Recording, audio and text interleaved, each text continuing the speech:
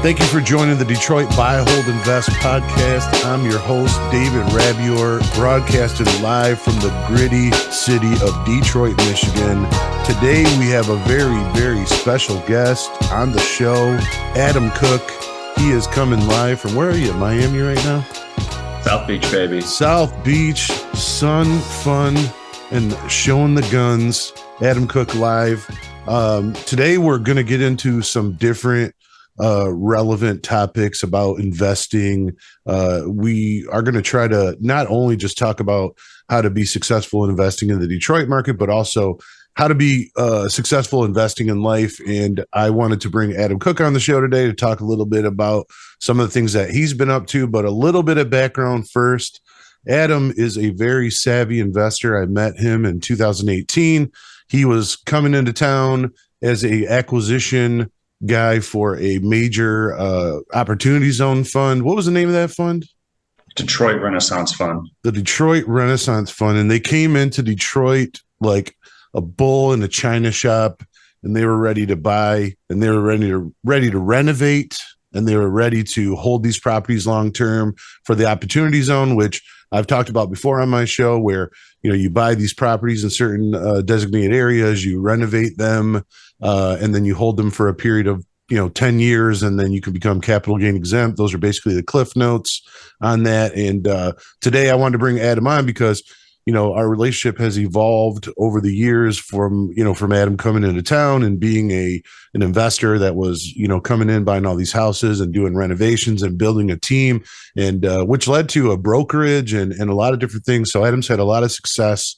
And you want to talk a little bit about that first, your experience coming into town, what that took, what it looked like, and kind of where you're at today? Yeah. Thanks for having me on. Appreciate it. Yeah. And I actually listen to your pods, so I love it. And yeah, we have a great relationship, so happy to be here. Yeah. I first started going to Detroit, I think it was 2016 or 17. My background in real estate is in Miami wholesale, and then I transitioned into buy and holds and flipping down here. And then my brother had a friend who was doing something similar to what I'm doing now in Detroit, which is buy holds, but also he was offering third-party kind of property management, construction management, that thing for international buyers. So I went up to visit him for a day, and I'm already in the business, so I got it. Detroit's a bit rough around the edges. Oh yeah. Quite different from Miami, but you can see the vision at that time. Dan Gilbert was already pouring tons of money into the city. There was a bunch of development plans going on, so it made sense. As an acquisition guy, it was relatively easy for me to see the picture, and so I kept going back. Started dabbling in acquisitions, buying some rentals. And really the whole idea for me at that time was to get a few properties under my belt and then start pitching it out to, money partners, investors to grow it out, because, it was obvious. Again, the opportunity was obvious. So we wanted to scale it out. So that's what I did. Found a couple of partners that were able to help us fund our operation, and then, just like you said, like a bull in a china shop, got a little wild with the acquisitions. Participated in a couple of the auctions, and eventually acquired a couple hundred properties in a pretty short period of time, about 2.5, 3 year period. Yeah. I think I personally did over 80 of those deals. It was a lot in a very short period of time. Yeah, you helped us out quite a bit. In hindsight, I wouldn't have done it that way, but it is what it is. We're here now. Right. No, I mean, at the time, Detroit was like, 40,000, 30,000, 20,000. And these neighborhoods now that you were buying these houses for 40 grand are like 80, 90, 100 grand.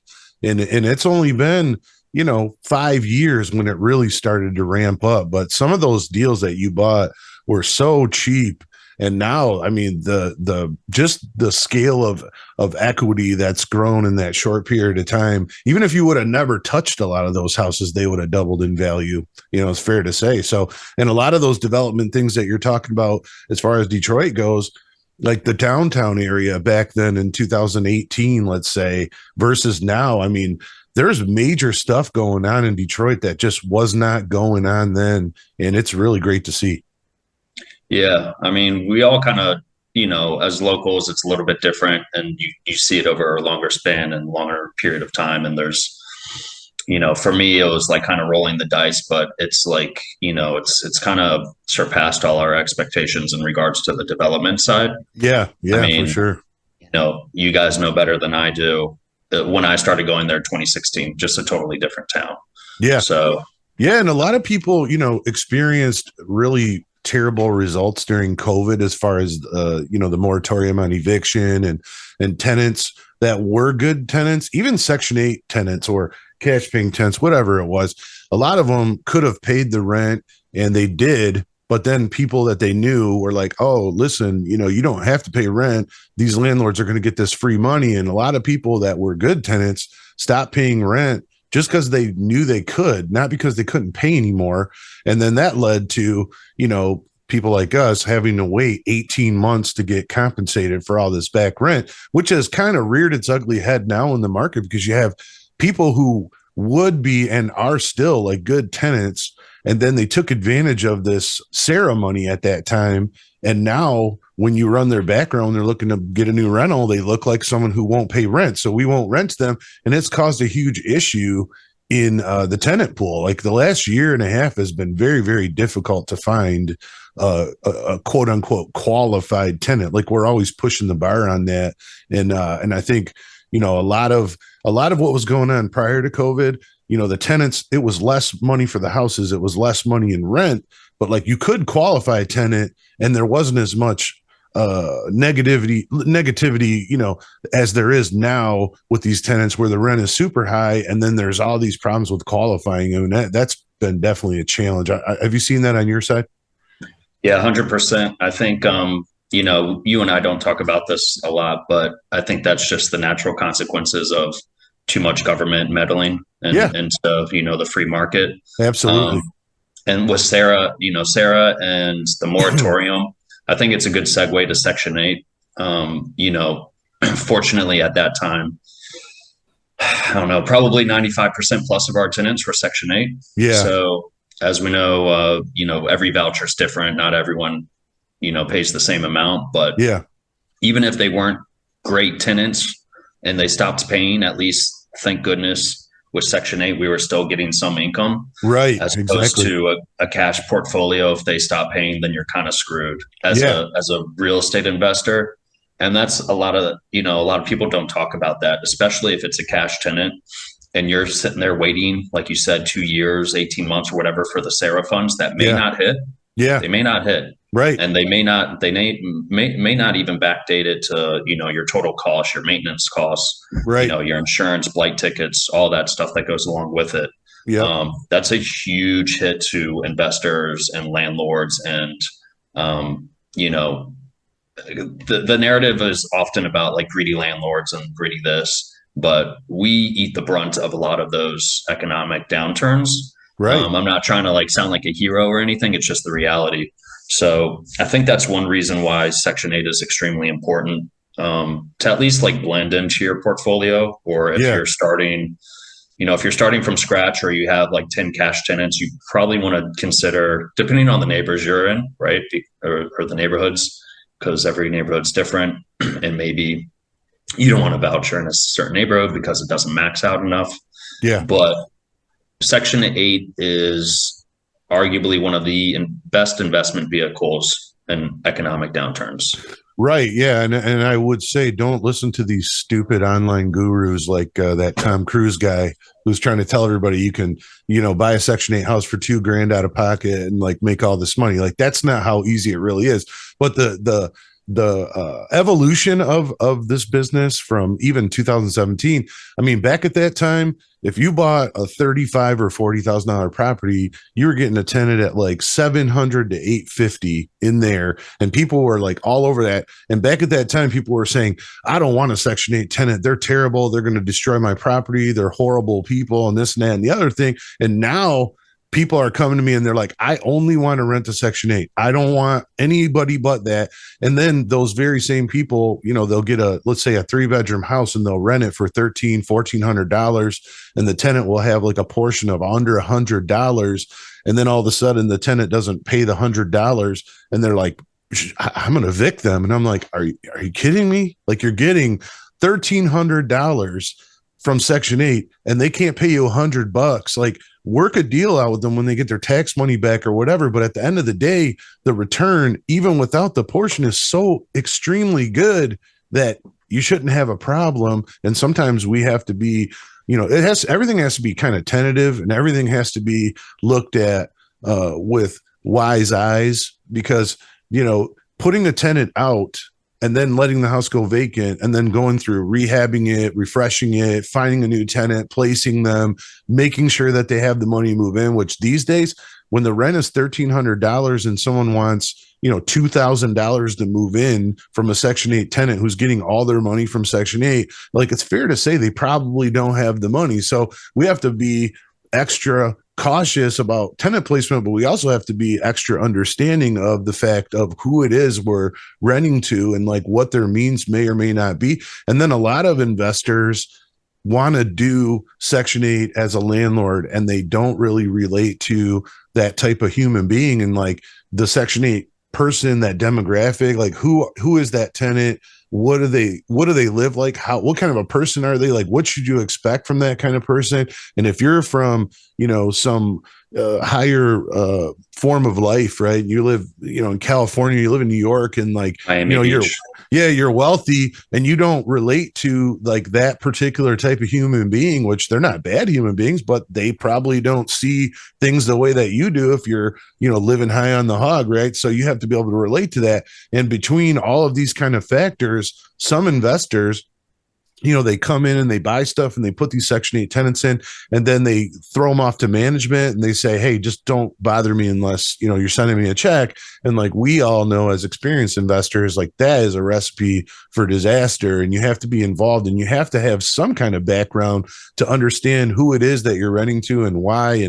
And somewhere in the middle, yes, you're providing housing, affordable housing, safe, clean housing. You're going through all these rental inspections and Section 8 inspections to make sure that you qualify to do those things. But at the same time, those people may or may not live hard on the house. Maybe they never leave, they're always home, or there's multiple people always home. So they put more wear and tear. There's a lot of factors, but at the end of the day, like the business has really evolved from, the small time $50,000, $800 tenant to now an $80,000 house with a $1,300 tenant. And like that level of human being is not different. It's just the price has gone up, and there's still the same problems, same challenges. And someone like you who's held multiple properties and acquired them and rehabbed them and placed tenant after tenant, and they've come and they've gone. I think that you understand that, but a lot of people who listen to this podcast, they're trying to get into this and they don't really understand like the full picture. And that's why I want to try to bring to them so they see the good and the bad of it. And that's kind of where I'm going with the show. And then we're going to talk a little bit about the other things that you're doing to attain more wealth as an investor that doesn't relate to real estate. And I'm sure you're excited to talk about that. But right now, in the face of the nation, let's say, where are you at with these properties and how are they being managed, and what level of success do you think that you're having right now? Right now, we are still building out our portfolio. So most of our income goes towards renovations, and but we're nearing the finish line. I have 2 large projects. I have an 8-unit apartment building in the North End area. Nice. And another 14 units just west, a couple blocks west of Boston Edison, which is fun and exciting. Yeah. So those are big projects, and they're going to, we have to secure our financing. We've secured financing on one project. Um, and obviously we're continuing to work on financing on the rest of our portfolio. So that's a big part of it. Yeah. Like I mentioned, the first part of my story, I bought a few houses. I was fortunate to be in the position where I could afford to buy houses with my partner, my brother, Hmm. cash. And then again, down the road, able to leverage that back out, get some financing. So that's a huge part of it, being able to finance these projects. Right. I'm not a billionaire. I can't Right. fund it myself. I And you're have to saying, have. the the magical burr is absolutely possible in Detroit. Yeah, I mean, it was challenging for us to start. I had a lender previously, but they were quite expensive. Since then, we've found a local credit union, and they've been fantastic for us. And they're just like looking to do business, like good people, like Yeah. not trying to shake us down, like everyone else in the real estate business. It's just like, hey, Oh, let's yeah. just do deals. Very predatory. A lot of these lenders out here that are supposed to help you, like they're helping themselves and they're banking on you failing more so than them partnering with you long term for success. Yeah. That's what I've learned from watching a lot of investors just get beaten alive, eaten Yeah. alive, and beaten alive by these guys. It's ridiculous sometimes. Yeah, whether it's a contractor or even a tenant or a lender or whatever it is, there's always someone looking for a short-term game. Just not even, they may not even be aware of the fact that you can build a relationship with someone Yeah. and like maintain that relationship and you both benefit. Yeah. Like, I don't even know if a lot of people understand that.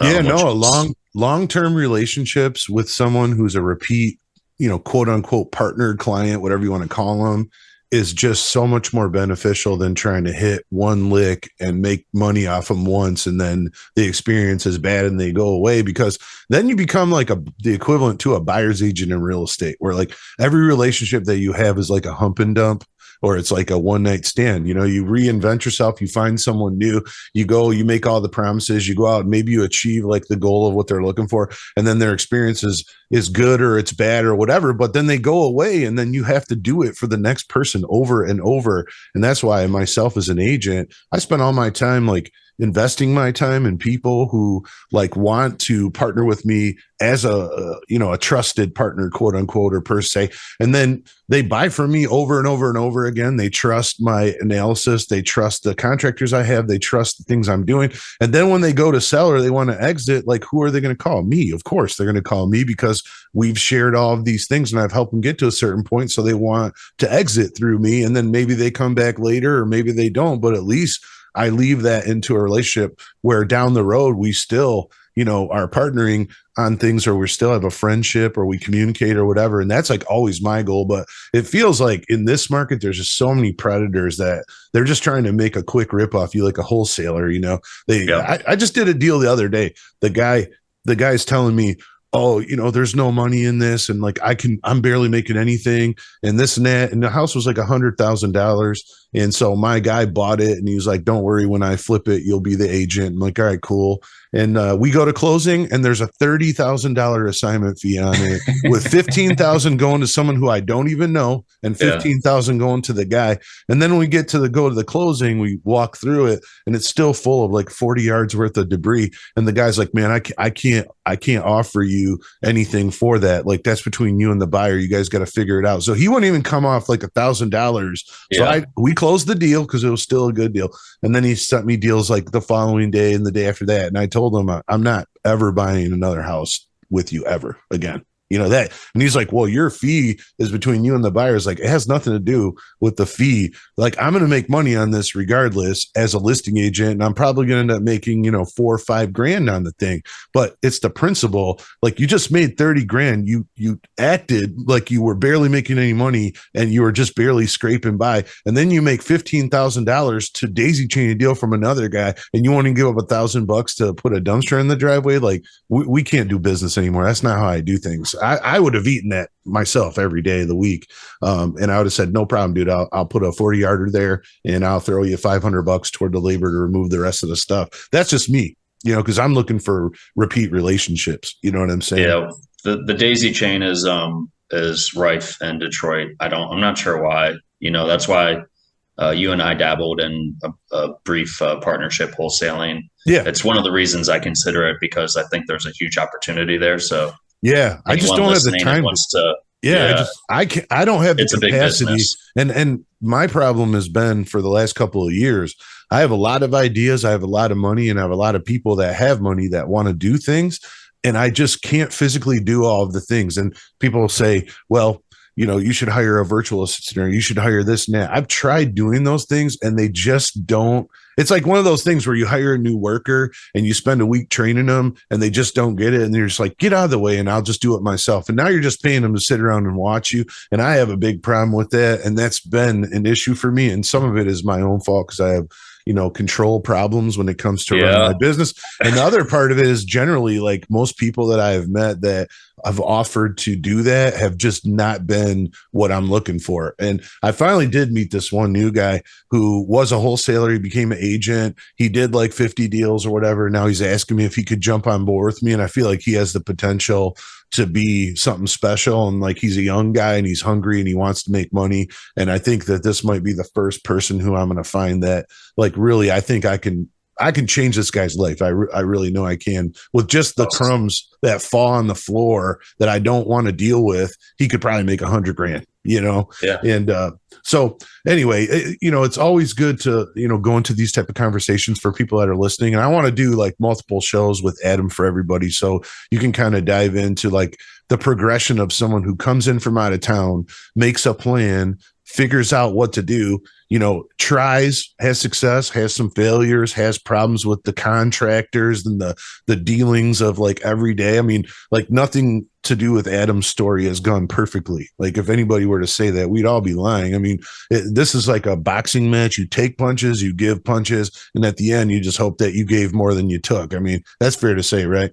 Yeah. I mean, what you were talking about before with, like, people, bougie lifestylers or whatever, and then they get into Section 8. Like, you have to, I mean, it's impossible to know what you're getting into before you get into it, but you're going to make mistakes, and those mistakes are going to cost you a ton of money. Yeah. And you got to roll with it. And if you're not committed to what you're doing, it can break you. Like, throughout the past 7-8 years, however long it's been, there's been some very, very challenging shit that you just got to take care of, and you've experienced it too. And a lot of it happened during COVID. Yeah. A lot of it happens during the growth stage. But if you're not in it, like, then it depends. Like, if you're a hobbyist and you want 2 or 3 houses, cool. And you have like you said before, trust is like the biggest word in real estate. And it's all tentative too. Yeah. So if you have a contractor that you trust, like it's a family member, if you have a property manager that you trust, that, whatever, if you have certain pieces of the puzzle where you can rely on someone and they have your back, that makes all the difference in the world. Yeah, it does. If you're coming in blind or without those resources, I didn't have, with the exception of my own internal team, who's basically all in Miami. None of them were there with me. I had to build that team out myself. Yeah. I got smoked left and right by contractors, by property managers, everything. Yeah. Top to bottom. Yeah. And then eventually, you find your way. My progression was, hey, I can't keep going through these property managers. I need to create my own property management team. Yeah. I can't rely on, my background is not a construction.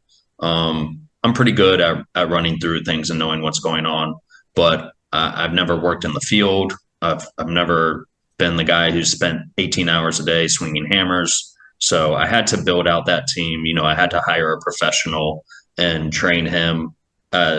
Ironically, as that sounds, I had to train him, the professional, the expert, into how our business works and kind of blend him into our system so that he can, do what he does best.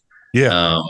And that's what, scaling, that's the difference between a hobbyist and someone who owns 20 properties, and then someone who owns hundreds of properties and then eventually thousands. You have to build Right. out a team. Right. You have to start make delegating. you have to make it a full-time mentality and effort on your part too. You can't be an investor from overseas or out of state where like, well, I got money and I'm just going to push my money to this property manager and push my money to this construction guy and push my money to this agent. And like, I'm just going to sit back and give orders and everything's going to be fine. Like, you got to be involved in the day-to-day operation of this stuff and be paying attention to like what you're buying, what kind of materials you're getting, when you're getting them, when you're agreeing to draws, how you're dispersing the draws, who's going to check on the work that's done for phase 1, 2, 3, whatever. Because what I know from my personal experience is like contractors are done all the time. And they'll call you and be like, yeah, I'm done. I'm ready for phase 2. And you're like, all right, cool. I'm going to come check on it. And you're like, it did 50% of what you said you're going to do. Why are you asking me for another draw? And then it's like, well, I'm here every day. So I missed it. Okay. Well, I didn't miss the fact that I gave you, a $5,000 draw, and I'm not going to miss the fact that you didn't do the work before I give you another one. So like you do that. And then, or it's like when you get into this business, and this is my personal situation right now, is everyone believes that I'm like an ATM. Like everyone thinks that I'm like their get out of jail free card. I'm like the ripcord for the parachute. And like every day I get someone like, hey man, could you float me 500? Could you float me 1,000? Could you float me 1,500? Like I got Visa tattooed on my forehead or whatever. And like, it's so bad to the point where I'll tell people like, no, I'm not doing that, because every time I give you that and we make an agreement, you don't live up to it. And I'll get a response like, man, you're pretty greedy, man. You have the money. You could help me. It's like, just because I have the money, it doesn't mean that I'm here to save you. You have to be a responsible adult and run your business. And if you can't do that, you should work for someone else who's more responsible, that can run business and draw a paycheck for the skills that you claim to have or whatever. And someone would be glad to pay you for that. If you are a good hardwood floor guy and you can't run a business of hardwood floor, let's say, and you go to work for a guy who desperately needs someone who can run a crew and do hardwood floors without supervision, like you could negotiate a pretty nice amount of pay, and you don't have to be responsible for the truck and the gas and the materials and the equipment and all that stuff and whatever. And a lot of these guys are like, no, man, I'll never work for anybody else. Well, you're not doing very good for yourself on your own, so you got to figure it out. But the problem is they start working for me. And I made this mistake back in, 2019, 20, where I'm buying a house. I got a house being fixed. I got a house being sold, and I probably got another house, whatever, 3, 4 of them at a time. And I got all these guys working for me, and they're on like house number 3, pulling draws off house number 3. The first one I have is still on the market, not closed yet. So I'm not getting paid. And now all of a sudden they're showing up late, leaving early. They won't work a weekend. They need loans. They're going to jail. They got child support problems. They're getting their license suspended. And like all of these things are coming back on me, and they're like, I need your help. I need your help. It's like, I'm not even making any money yet.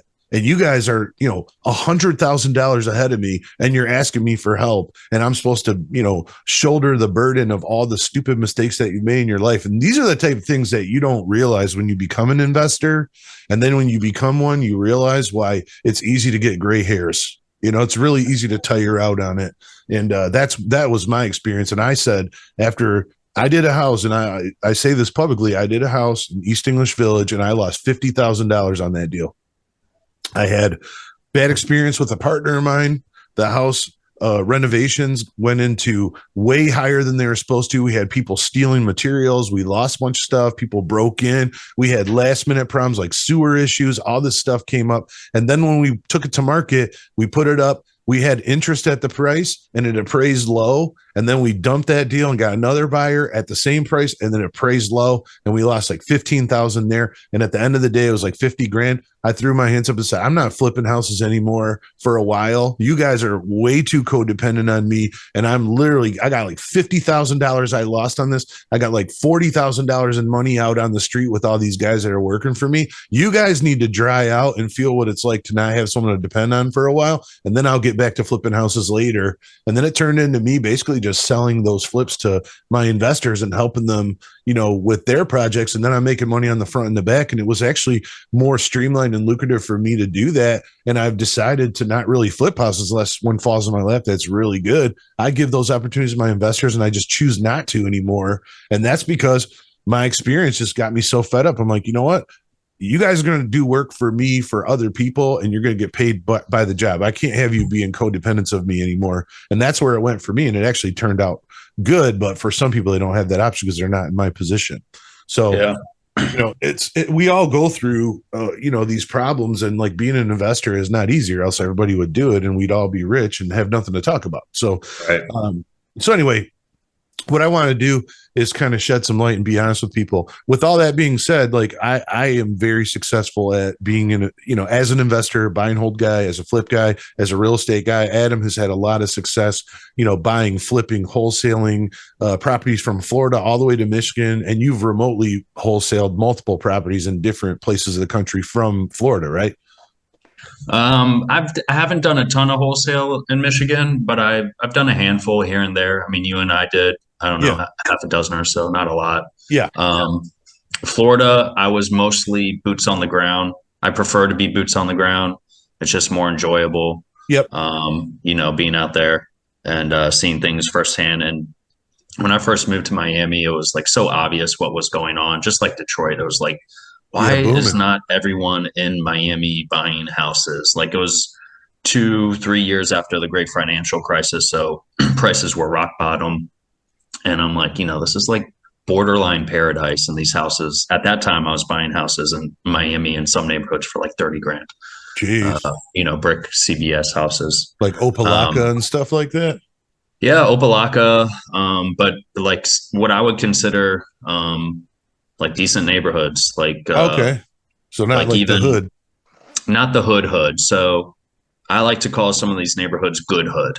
So they might be lower income, but they're blue collar. Yeah. They might be teachers. There's pride in ownership. So that's like, a huge, when we're going through neighborhoods, obviously we're going to steer away from the ones that look like total dumps and disasters.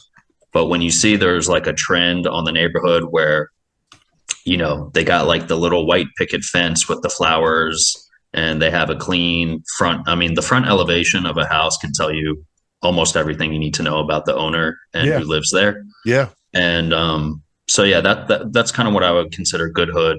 They're not rich. They might be lower middle income, but they've lived there a long time. They have a good community. They take care of each other, stuff like that. So those were, I mean, that's really kind of my target in general. I think those are ideal for Section 8. Yeah.